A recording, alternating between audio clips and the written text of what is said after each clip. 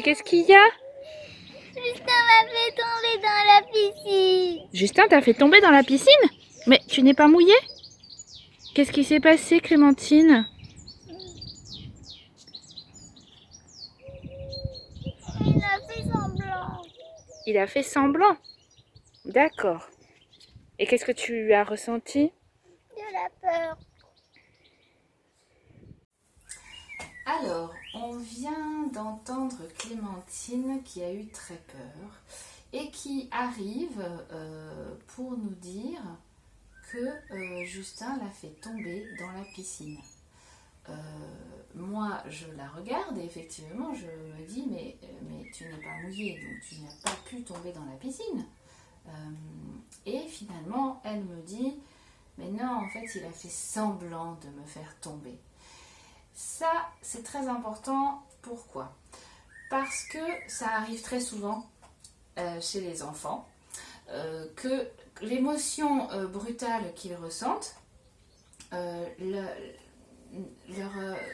leur impose une réalité qui n'existe pas en fait, un petit peu. C'est-à-dire que nous, en tant qu'adultes accompagnants, c'est très important de pouvoir vraiment aller un petit peu plus loin que juste les dires de l'enfant et d'aller un peu chercher la situation, ce qu'on a vu beaucoup avec les émotions, parce que souvent, et encore plus chez les enfants hypersensibles, qui ressentent énormément tout le temps, ils ont parfois, à force de ressentir trop, ils ont des sensations et une part de réalité qui n'est pas réelle en fait, je ne sais pas trop comment dire ça, qui ont un rapport à ce qu'ils ont réellement vécu par rapport à l'émotion de peur. Ils ont tellement eu peur qu'ils ont vraiment la sensation d'être tombés dans la piscine.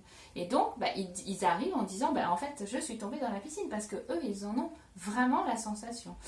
Parce qu'ils ont réellement vécu l'histoire dans leur tête et l'émotion de choc derrière. Et ça arrive pour plein de situations. Et voilà, pour plusieurs raisons. La première, faites très attention de bien prendre les dires de l'enfant, de l'accueillir sans jugement, mais en allant tout le temps chercher le contexte derrière. Et ça ne veut pas dire que votre enfant ment, rien à voir. Il ne ment pas à ce moment-là, c'est juste qu'il est dans l'émotion. C'est tout. Et nous, il faut qu'on aille chercher la réalité et remettre l'enfant dans la réalité pour pouvoir lui dire, en fait, regarde, tu as eu peur, tu as ressenti telle ou telle émotion, mais la réalité est différente de ce que tu penses et de ce que tu imagines parce que tu as ressenti énormément d'émotions. La réalité, elle est que tu as eu très peur, mais c'est tout, puisque tu n'es pas tombé dans la piscine. Mais en revanche, j'écoute tes sensations, j'écoute tes émotions et je vais aller, bien sûr, avec toi, discuter des conséquences que Justin a fait, des conséquences de la situation pour toi, pour que ça ne se reproduise plus. Et si, prochaine fois, il y a dans une même situation, fais attention à bien savoir qu'est-ce que tu as réellement vécu et qu'est-ce qui est de tes émotions et de la situation qui s'est passée réellement. Donc remettre l'enfant vraiment dans la réalité, ça c'est très important parce que à force de vivre ce genre de choses, petit à petit, il y a des enfants qui imaginent des tas de choses parce qu'ils se sentent en permanence agressés partout, tout le temps, et donc ils inventent un monde et ils vivent dans un monde d'agression, et ça c'est difficile après de détricoter et de les sortir de là-dedans. Donc à chaque fois qu'un enfant va vivre des choses difficiles, surtout prenez le temps de travailler avec lui là-dessus.